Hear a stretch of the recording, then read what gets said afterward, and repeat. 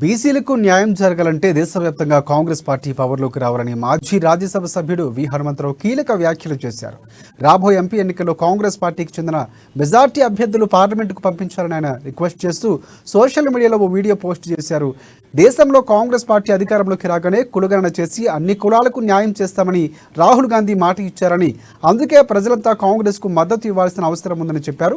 ఇక రాహుల్ గాంధీ కులగణన చేస్తామన్న హామీ తప్పకుండా అమలు చేస్తామంటూ ధీమా వ్యక్తం చేశారు.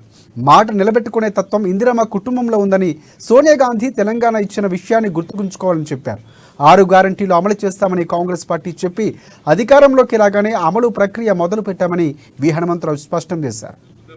తప్పనిసరిగా ఆ ప్రభుత్వం వస్తేనే చేయగలుగుతుంది. అదే నరేంద్ర మోడీకి 3 సార్లు ఓబీసీ ఎంపీస్ కన్వీనర్ గా కలిసిన క్యాస్ట్ వైజ్ సెన్సస్ అడిగాం. మా జనాభా ప్రాతిపదికన మినిస్ట్రీ చేయమన్నాం, ఏది కూడా చేయలేదు ఆయన. కనుక తప్పనిసరిగా రాహుల్ గాంధీ గారు ప్రధానమంత్రి అయిన రోజు ఈ భారతదేశంలో క్యాస్ట్ వైజ్ సెన్సస్ జరుగుతుంది.